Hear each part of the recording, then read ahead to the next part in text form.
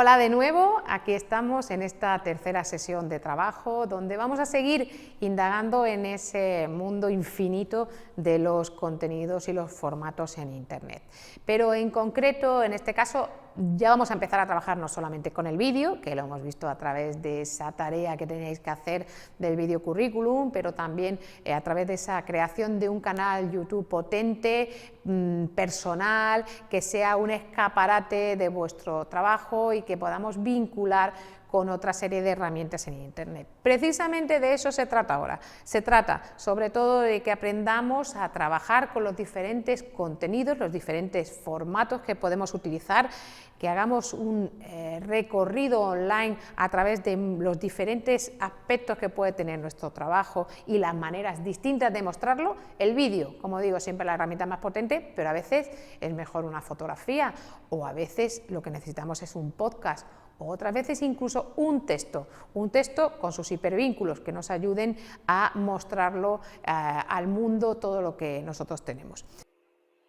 Bueno, y hoy esta sesión de la que estamos hablando y que, como vemos, tiene tantos contenidos y que tiene que ver con la creación de contenidos online para la comunicación de proyectos, ustedes ya han abierto esa carpeta donde tienen todos esos elementos y ahora lo que quiero es que revisen y vean realmente si las cosas que tienen ustedes ahí son o no son de calidad, si realmente las pueden utilizar o trabajando a lo mejor con ellas pues pueden hacer pequeñas variaciones que puedan ayudarles. Bien, nosotros tenemos que definir muy bien el enfoque y contenido. Esto creo que se lo he dejado claro desde el principio. Hay que hacer un cronograma de acciones comunicativas e informativas y establecer redes de intercambio, es decir, estar con gente en las redes que sabemos que les va a interesar nuestra información, pero a nosotros también nos va a interesar lo que ellos hacen y lo vamos a mover. Y vamos a trabajar los contenidos en distintos formatos, como pueden ser los tweets, publicaciones en Facebook, en Instagram, información en vídeo, foto y emisiones en directos. Ojo, este análisis de recursos tenemos también que ver en este proyecto que queremos que predomine ese vídeo, el texto, el audio y también tienen ustedes que tener en cuenta cuáles son los puntos fuertes y los puntos débiles de cada uno de esos elementos. Para ello, en esta presentación, bueno, pues pueden ver, por ejemplo, en este vídeo, por ejemplo, miren,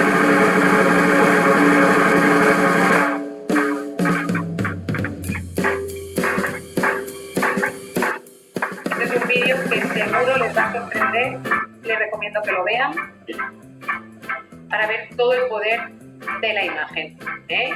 Se lo dejo ahí, les va a encantar, se lo aviso ya desde el principio y no se lo sigo dejando ver porque prefiero que lo vean ustedes con calma y lo disfruten y luego me comenten. El podcast es ese formato en radio que estamos viviendo su renacer y que también tiene una enorme importancia y ya, bueno, pues aquí por ejemplo tienen ustedes QWERTYradio.es, que es precisamente la radio online del profesor Óscar Gómez, que seguro que les va a hablar de ella y ella habla de ciencia y, como ven, utilizar la imagen, pero un formato muy atractivo. Y si oímos cualquiera de las últimas entradas, pues seguro que en esas entradas tendremos efectos y música. Por ejemplo,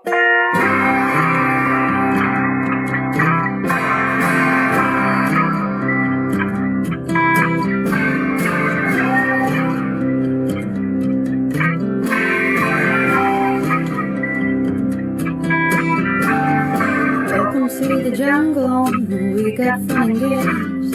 We got everything you want and honey, we know the names.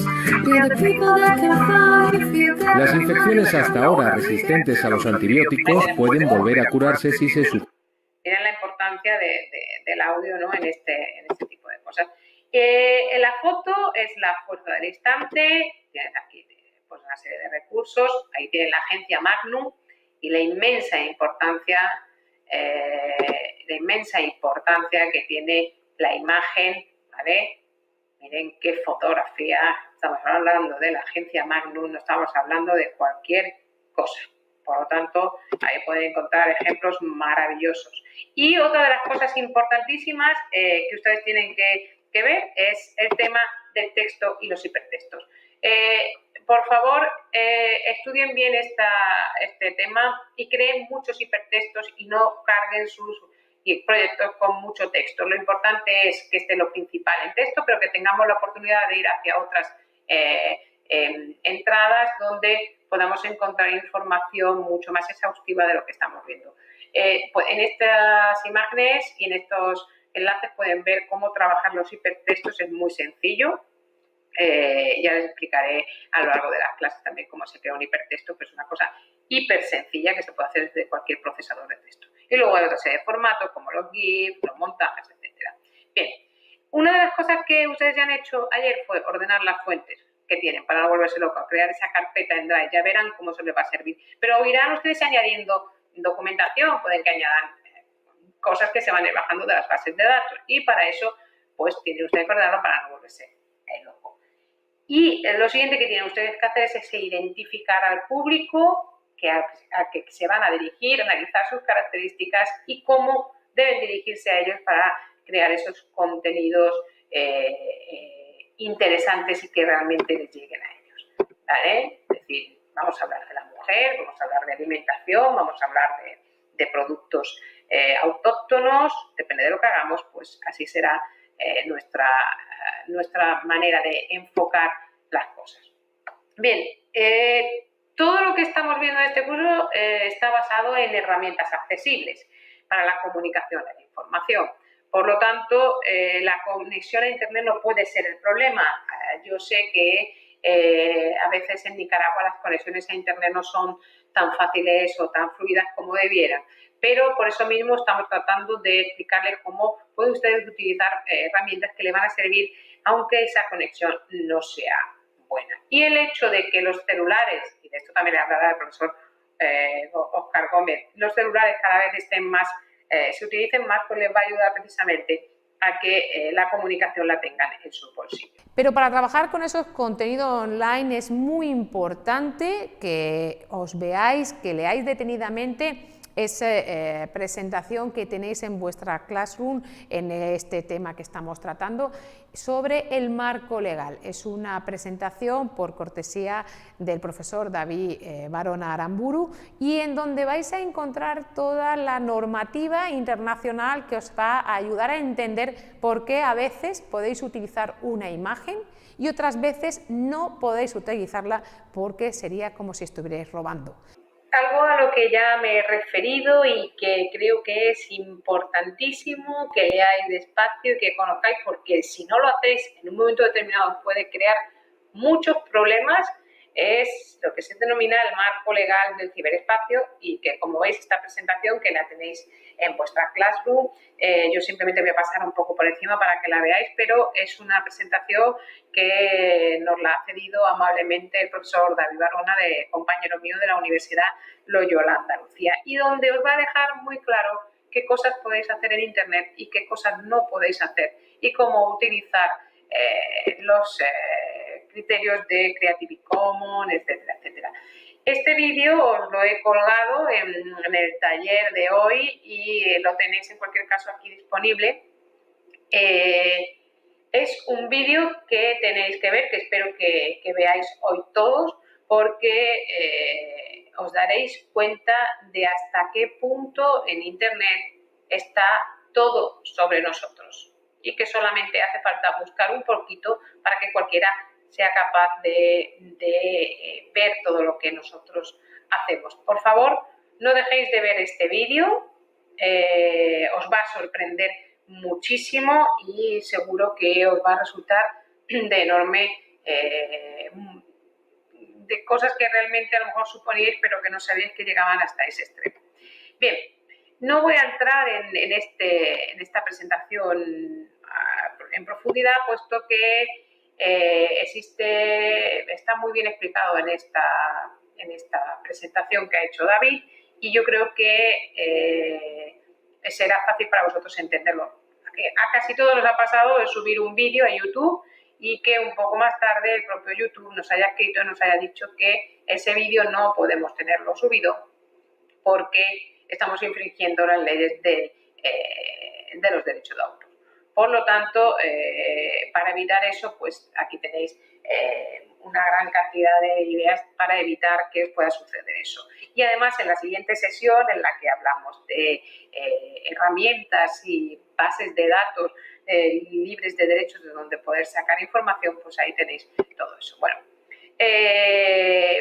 David en esta presentación os va a hablar de lo que son las agresiones en Internet, agresores en las redes sociales, el peligro que tiene todo eso. Todo el mundo hemos oído hablar de las fakes, de los haters, de los lovers, de los followers, que son todos terminología en inglés, pero bueno, es una cosa importante. Algunos ejemplos sobre, pues por ejemplo, cómo se ha suplantado la identidad de algunas grandes empresas y bueno, las diferencias que existen entre una crítica o una agresión en Internet y lo que puede ser una parodia. Por ejemplo, este señor Kim Jong-un, que evidentemente no es el Kim Jong-un presidente de Corea y líder supremo de Corea, sino que es un fake, pero él lo deja bien claro en el propio descripción de su perfil, líder supremo de la Corea buena, la del norte, la FETEN. FETEN en España significa algo muy bueno. Soy de los que se apunta a un bombardeo fake. Él deja ya claro que es un fake su página. Y yo os recomiendo que lo sigáis si no tenéis Twitter o que alguna vez entréis porque es realmente divertido. Es fantástico las cosas que es capaz de hacer este hombre, pero siempre dentro de la parodia. Bueno, hay mecanismos para denunciar las agresiones en la red. Existe lo que se llama el derecho al olvido, al menos en España, que pueden borrar datos nuestros que pueden ser perjudiciales y que ya no tiene sentido que estén ahí, se pueden borrar para evitar que puedan ser utilizados en nuestra cuenta. El tema de las licencias y del copyleft, y bueno, os explica muy bien qué es el procomún y las licencias copyleft. Todos hemos visto este simbolito, pero casi ninguno se preocupa en saber qué significa y cuándo lo podemos usar, ¿vale? Tenéis ahí un poco de la historia y a partir de ahí cómo se crean esas licencias. Aquí tenéis un enlace para poder ver todas esas licencias, cuándo se pueden compartir, cuándo no, etcétera, etcétera, etcétera. Y las ventajas que tiene, por ejemplo, también lo digo por vuestro trabajo, es decir, cuando subáis vuestro trabajo, tener en cuenta este tipo de licencias porque de esa forma pueden encontrar mejor o peor. Bien, por ejemplo, la Casa Blanca, todo esto, podéis entrar en todas estas imágenes que tenéis aquí, podréis ver pues, temas que tienen que ver con el copyright y con las licencias, ¿vale? Por ejemplo, veis aquí todo sobre el Creative Commons, y aquí, por ejemplo, tenemos que ya hablaremos en las próximas sesiones y seguro que el profesor Oscar Gómez, al hablar de los podcasts, nos hablará de bases de datos como Freesound, donde tenemos disponible centenares, millones, diría, de sonidos para hacer efectos en nuestros vídeos, en nuestros podcasts, en nuestros trabajos y que son completamente gratuitos. Y a partir de ahí, si uno no es Creative Commons, ¿qué podemos hacer? Pues no vamos a poder utilizar sin permiso del autor su obra, ¿vale? Y bueno, tenéis aquí algunos ejemplos, por ejemplo, de cómo un periodista se enfada cuando la propia CBS le pide gratis que le ceda sus fotografías cuando él se dedica a eso. Y bien, aquí tenéis bastante más enlaces para saber más sobre este tema. Ojo, que es un tema muy importante y que la mayoría de las webs os van a precisamente a decir si esas imágenes o esos vídeos o esa música que queréis descargar está libre de derechos y lo que podéis hacer y no hacer con ellas. Lo importante es que esos contenidos también tengan un aspecto estético atractivo. quizás de eso no tengo que hablaros a vosotros, que la mayoría de vosotros sois artistas y por lo tanto de estética es probable que sepáis mucho más que yo. Pero sí que es verdad que lo que nos funciona en el mundo real, a veces en el mundo online no funciona de la misma manera. Por eso tenéis también ahí, para ayudaros en esta tarea, una presentación en Prezi que tenéis disponible online, donde podéis ver el uso y la simbología del color en Internet. Qué colores nos vienen mejor utilizar dependiendo del sentido, la sensibilidad de nuestro proyecto, qué colores son más pasionales, qué colores nos invitan a la quietud, qué colores pueden mostrarnos un sentido esperanzador de la vida o qué colores pueden darle funky a nuestro trabajo. Por lo tanto, eso es importante que entendáis el valor de los colores, pero también de las formas y de la estética a través de la imagen. Todos esos contenidos los tenéis disponibles en este tema, además de la presentación que a continuación vamos a daros. Os hablaba en la presentación de cómo puede influenciar el color a todo aquello que estemos diseñando. Esta presentación en Prezi la tenéis disponible también en la Classroom. En ella podéis ver toda esa importancia que tiene el color y la elección que hagamos del color a la hora de diseñar nuestra imagen online.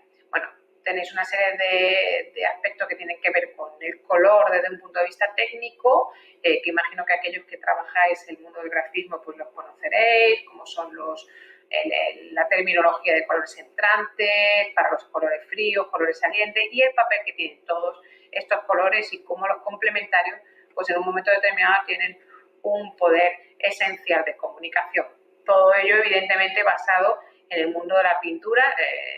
La importancia del color ya era algo que habían estudiado personas como Leonardo da Vinci y eso, bueno, pues podemos verlo a lo largo de toda la historia de la pintura. Simplemente a modo de presentación, quiero que lo veáis con calma, pues por ejemplo, ¿para qué se utiliza el rojo? Pues el rojo tiene una serie de connotaciones que prácticamente todo el mundo conoce, que tienen que ver con la pasión, pero también tienen que ver con la violencia, es un color, probablemente es el color más llamativo que existe, es el color de las revoluciones. Por lo tanto, a la hora de elegir este color, que además causa mucho ruido visual, pues tenemos que tener en cuenta qué tipo de proyectos queremos hacer. Ahí tenemos a la sin par Escarlata O'Hara vestida de rojo en un momento precisamente en el que el rojo significa, tiene un simbolismo muy especial en la película Lo que el viento se llevó. Por ejemplo, pues mirar aquí para cosas que tienen que ver con el buen vivir, con el savoir-faire, pues utilizamos el rojo para hablar del lujo y bueno, y así de forma sucesiva pues podemos ver también, por ejemplo, para todo lo que tiene que ver con el mundo sexual también está vinculado al rojo. Por lo tanto, si nuestro diseño de nuestros perfiles en profesionales y de nuestras páginas queremos tener una visión que tiene que ver con algo revolucionario, con aspectos que tienen que ver con el lujo, con lo sexual, el rojo será nuestro color. Y así, bueno, pues sucesivamente podemos ver el verde, siempre hago con esas relaciones entre los colores y el cine, en este caso con la película Lo que el viento se llevó y los diferentes vestidos que tiene Escarlata O'Hara. El verde, color de la ecología y por lo tanto un color que utilizan las empresas, por ejemplo, que se autodenominan, aunque no siempre lo son, empresas verdes. También algo que me parece esencial a la hora de trabajar con vídeo y fotografía, que es el tema de la composición y el encuadre. Para eso os he preparado esta presentación en la cual vais a poder tener acceso precisamente a una serie de reglas que os van a ser de gran utilidad, estoy segura de ello, para trabajar en fotografía y en vídeo con garantías de que lo que estáis haciendo tiene realmente un carácter artístico y creativo. Es más que probable que muchos de vosotros ya conozcáis estas reglas, pero no está de más que todo el mundo lo sepa, porque al fin de cuentas vosotros vais a utilizar fotografías y vídeo para mostrar vuestro trabajo, eso es casi seguro, y ello va a implicar que tengáis que tener una cierta calidad en las mismas. Hay algunos de los vídeos que me habéis subido, algunas de las fotografías que ya he podido ver en Drive, que realmente están muy cortitas de calidad, y eso tiene que ver tanto con la propia calidad física material de la imagen como con una falta absoluta de conocimiento sobre composición y encuadre. ¿Qué es la composición? Pues es, como dice aquí, pues componer, el arte de situar los elementos de una imagen de tal forma que la atención del espectador recaiga en el punto que nos interesa. Y eso a veces nos olvidamos que tiene una serie de reglas importantes.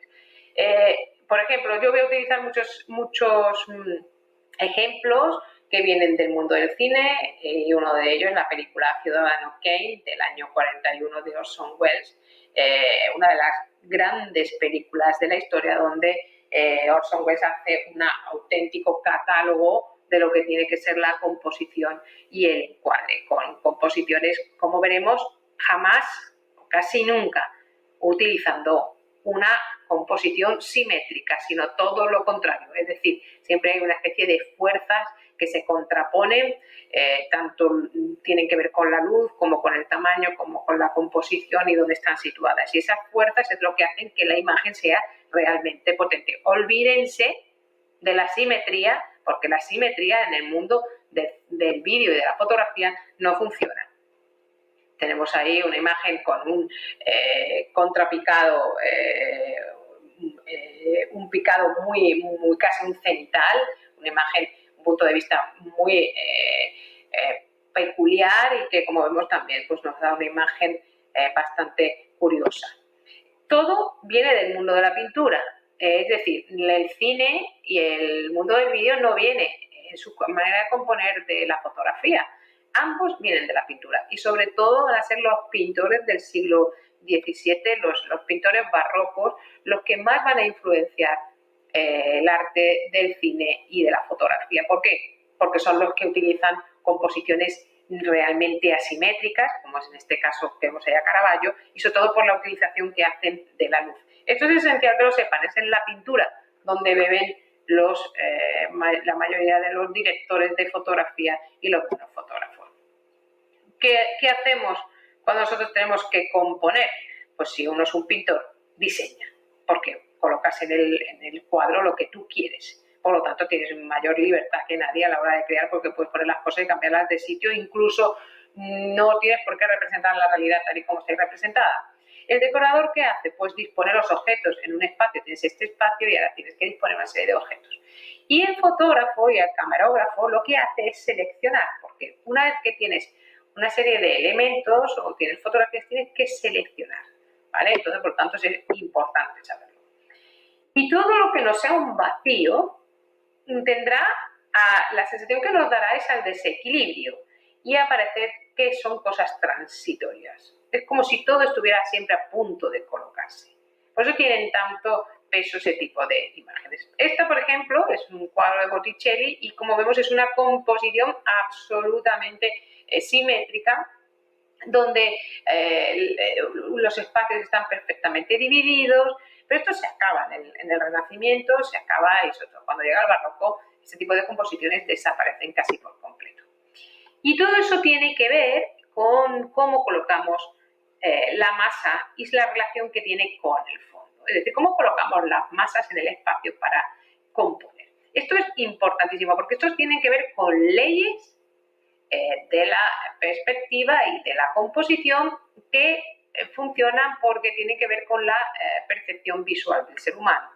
Y podremos componer de diferentes maneras las cosas dependiendo de lo que queramos, donde queramos que esté nuestro punto de atención. Por ejemplo, una de las leyes de la percepción dice que a mayor profundidad, mayor peso. Como vemos en esas primeras manzanas o peras, vemos perfectamente cómo es una composición equilibrada, porque tenemos la pera más grande delante, pero la que está al fondo es más pequeña, pero esta del fondo tiene más peso visual. Arriba pesa más que abajo, y aquí podemos ver en estas composiciones cómo efectivamente nuestra atención se va hacia los elementos que tenemos en el plano. La derecha pesa más que la izquierda, Los tonos claros sobre fondo oscuro pesan más, no hay nada que pese más, por ejemplo, que el amarillo sobre el negro, por eso en muchos carteles se utiliza el amarillo sobre el negro, y bueno, podemos ver aquí precisamente como los elementos a la derecha, en este caso el traje claro, entre tanto traje oscuro, lo vemos perfectamente como destaca muchísimo.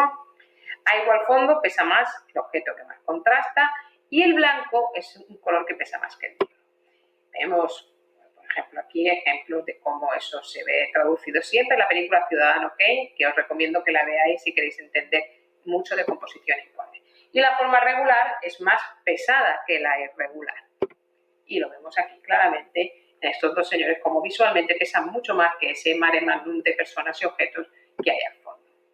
El encuadre es otro de los elementos que tienen que ver con la composición y que tienen que ver con el límite del encuadre, la gravedad y fuerza visual de los elementos y el punto de máximo interés. El encuadre va a estar definido por muchas cosas. Yo no quiero entrar en demasiadas, pero sí que os voy a hablar de algunas de las que me parecen más importantes, ¿vale? Y una de ellas es la ley de los tercios. La ley de los tercios es una ley que nace de la llamada perspectiva áurea y que dice que en un rectángulo dividido de forma por líneas equidistantes, por dos líneas verticales y dos líneas horizontales equidistantes entre sí, los puntos de máximo interés es donde se cruzan esas líneas. Y ello nos lleva a que el ojo humano se dirija hacia esos lugares. Por eso, en la mayoría de las buenas fotografías, y lo veremos siempre en el mundo del vídeo y del cine, que nunca están situados en el centro los personajes, vemos, por ejemplo, cómo siempre están tendiendo hacia uno de esos puntos de máximo interés. Vemos cómo aparecen en las fotografías, o cómo aquí, por ejemplo, en esta imagen vemos ese horizonte tan bajo, creando precisamente ese peso también visual de esas nubes. También esto funciona perfectamente para el formato vertical. Y en este sentido, de la ley de los tercios lo podemos ver perfectamente sobre el peso que tiene el horizonte. Les recomiendo que vean esta escena de Lawrence Arabia, de la película, donde verán cómo el desierto toma protagonismo según donde está esa línea del horizonte. En este caso, hablamos de las verticales, el peso de las verticales, porque verán cómo en esta escena que pueden ver de la película el violinista sobre el tejado, el protagonista Popov, verán cómo solo cuando se dirige a cámara, porque habla con la cámara, con el espectador, se centra en la pantalla. En el resto de todas las escenas, los personajes están siempre situados en los laterales, nunca en el centro de la imagen. Y esto es importantísimo, lo verán siempre en el cine. Los personajes están siempre a un lado o al otro. Las diagonales crean una enorme profundidad y aquí en esta escena, siempre de una película de Orson Welles, pues van a poder ver, Set de Mal, en la película van a poder ver el peso que tienen esas diagonales. Bueno, no quiero, esto ya es algo muy técnico, tiene que ver con la distancia de la cámara al sujeto y las ópticas, esto es lo que nos va a producir la denominada profundidad de campo. Las ópticas medias, que son las más comunes, van a crear esas imágenes que son prácticamente perfectas, pero que tienen menos poesía. Sin embargo, si utilizamos angulares o grandes angulares, lo que haremos es una distorsión, sobre todo de las imágenes que tengamos en primer término, ¿vale? Vemos cómo, por ejemplo, en el discurso del rey, cómo toma protagonismo inmenso ese micrófono, o cómo aquí se distorsionan las caras. Incluso podemos ver cómo ahí en esta imagen hasta el angular provoca curvas en la imagen, y las cosas que están al fondo se ven realmente pequeñitas. Igual aquí vemos cómo la imagen queda completamente distorsionada y los personajes también, o cómo utilizando lo que se denomina un ojo de pez podemos distorsionar la imagen hasta hacerla prácticamente curva. La diferencia con esto sería las ópticas largas. Las ópticas largas lo que hacen es desenfocan los fondos del plano. Y en ese sentido, pues es cuando vemos esas imágenes donde los fondos no se ven para nada, no quedan. Si comparamos, por ejemplo, esta imagen con esta otra, donde se ve perfectamente que el fondo está perfectamente a foco, aquí veremos cómo los fondos son simplemente un compendio de luces. podemos ver perfectamente en todas estas imágenes. La diferencia entre esta imagen, donde los fondos están prácticamente desenfocados, y esta otra, donde sin embargo lo vemos todo perfectamente. Es dos conceptos, miren qué diferencia de concepto fotográfico, y esto dependiendo del interés que tengamos en destacar el objeto o la persona que tengamos en primer término, pues deberemos utilizar un tipo de óptica u otro tipo de óptica. Pues viene a continuación la siguiente tarea que tenéis que hacer. Esa tarea es crearos un perfil multifunción en las redes sociales y en todos los elementos que vamos a trabajar en Internet. ¿Esto qué quiere decir? Quiere decir que es probable que vosotros ya tengáis un perfil en Instagram, un perfil en Facebook, que de hecho todos lo tenéis porque me lo habéis pasado para que nos podamos ver a través de este grupo de Facebook, pero lo importante ahora es que todos esos perfiles tengan un aspecto profesional y estén relacionados unos con otros. ¿Qué significa eso? No es necesario que utilicéis vuestros perfiles personales, esto os lo van a explicar mucho mejor cuando os cuente el profesor Óscar Gómez toda la parte de redes sociales, pero sí es importante que tengáis una serie de páginas profesionales donde vuestra imagen sea coherente, es decir, que vuestro perfil en Instagram, vuestro perfil en Facebook y en YouTube tengan coherencia entre sí, que no parezcan cosas distintas, que una persona cuando se acerque a vuestro trabajo a través de cualquiera de estas redes sociales entienda que sois la misma persona o sois la misma entidad a la que representáis. Por lo tanto, esa tarea que viene a continuación es crear esos perfiles. Yo sé que en Centroamérica y en concreto en Nicaragua, Twitter es uno de las redes sociales que menos se utilizan, prácticamente no tiene ninguna incidencia en la población. Centraros, si queréis, en Facebook, en Instagram y en YouTube para crear esos perfiles potentes. Como ya habéis hecho ese trabajo con el canal de YouTube, podéis a lo mejor inspiraros en lo que habéis hecho ahí para que todos esos perfiles tengan una imagen coherente con vuestro proyecto y también entre sí, entre todos ellos. Por lo tanto, esa es la siguiente tarea que tenéis entre manos y con la que tenéis que poneros pues ya. Les hablaba de esa tarea de creación de un perfil multifunción y tienen que tener en cuenta pues que ese perfil tiene que estar, como decía, perfectamente enraizado uno con otro. Ojo, sobre todo en Facebook, diferencien muy bien su perfil profesional de su perfil personal. Es decir, creen una página para todos los aspectos profesionales y mantengan aparte su perfil personal, porque de esa manera evitarán que su imagen profesional pueda en un momento determinado verse perjudicada y al contrario, por su imagen personal se puede perjudicar por su imagen profesional. Vale, le hablarán de marca personal con mucho mayor detenimiento, pero se trata de que ustedes tienen que definir bien esa marca personal. Por eso les decía ayer que por favor tengan ustedes una fotografía en su perfil de Google, es absolutamente necesario. Tienen que hacer una labor de autoconocimiento. ¿En qué soy realmente bueno? Hay muchísima competencia, ya lo saben, no se lo tengo que decir yo.